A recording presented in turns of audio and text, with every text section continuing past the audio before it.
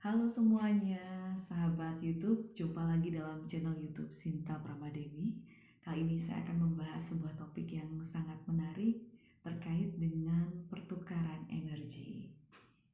Pertama saya jelaskan bahwa semua yang ada di dunia ini adalah energi.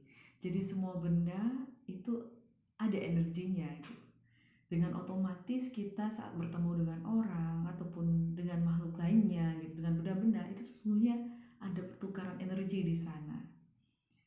Nah, jika tidak terjadi yang namanya pertukaran energi, sama halnya kayak listrik, aliran listrik, saat aliran listrik itu tidak mengalir, jadi energi itu harus mengalir. Jadi saat energi tersebut tidak mengalir, sama halnya seperti listrik, saat listrik itu nggak bisa mengalir, itu bisa-bisa sampai konslet gitu ya, dan bisa-bisa malah meledak gitu ya. Nah, itulah diperlukan yang namanya sebuah keseimbangan, dimana di saat kita menerima sesuatu apapun, itu akan ada timbal balik di sana. Begitupun juga saat kita memberi, itu ada timbal baliknya juga, karena semua adalah energi. Saya contohkan saja, misalnya nih, kita mengikuti sebuah seminar. Seminar itu diselenggarakan secara gratis gitu misalnya ya. Tapi tiba-tiba kok apa yang disampaikan di seminar itu nggak ada yang nyantol di otak kita. Jadi kok kita tuh kayak nggak ngerasa kayak nggak ada manfaat yang kita dapetin gitu. Karena di sana nggak ada pertukaran energi, karena dilakukan secara gratis gitu kan. Nah kemudian dibandingkan dengan seminar yang kita bayar nih gitu. Tiba-tiba apa yang diselenggarakan, apa yang dibahas di sana itu tiba-tiba nyantol gitu di otak kita gitu. Dan padahal mungkin waktu kita ngikutin tuh nggak serius-serius amat gitu, tapi kok kita ngeresep gitu sama ilmunya gitu. Nah itu karena di sana ada pertukaran energi. Uang itu adalah salah satunya, dia itu energi sebenarnya. Kalau di dunia nyatanya itu dia kelihatan kayak kertas gitu, tapi di situ ada energinya, karena kita kan nggak tahu, ada emosi-emosi situan yang sebelum-sebelumnya juga ada di sana gitu, dan juga ada nilainya juga di sana. Contohnya kalau bingung gitulah, nggak kebayang gitulah energi itu harus ada pertukaran. Misalnya nih kita bekerja, saat kita bekerja itu kita akan menerima gaji ya. Misalnya kerja di perusahaan atau bekerja sama orang, kita pasti akan terima gaji dari hasil pekerjaan yang sudah kita lakukan.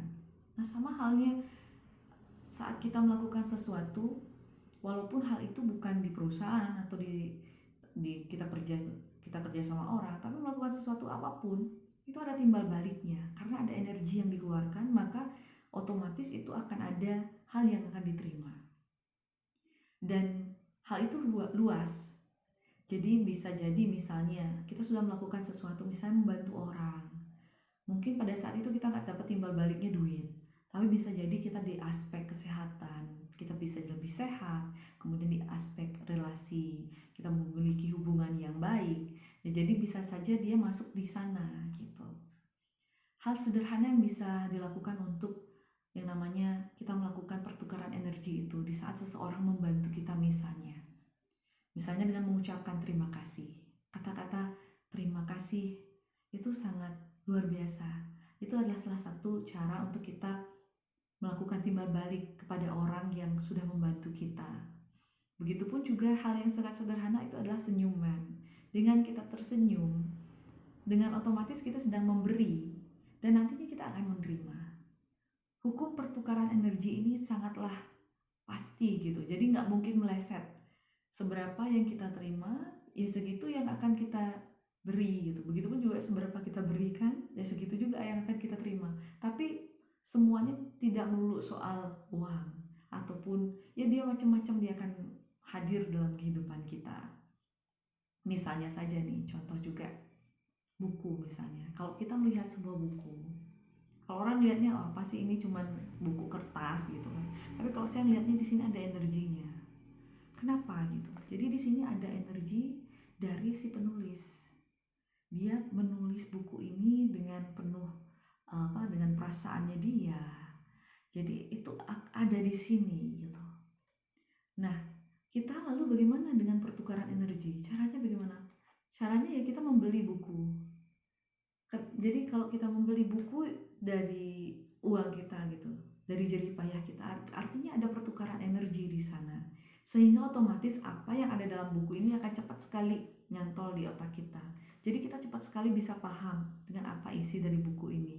Jadi setidaknya ada timbal balik itu, sehingga kita bisa lebih jadi ilmunya itu nyerap lah gitu di otak kita gitu.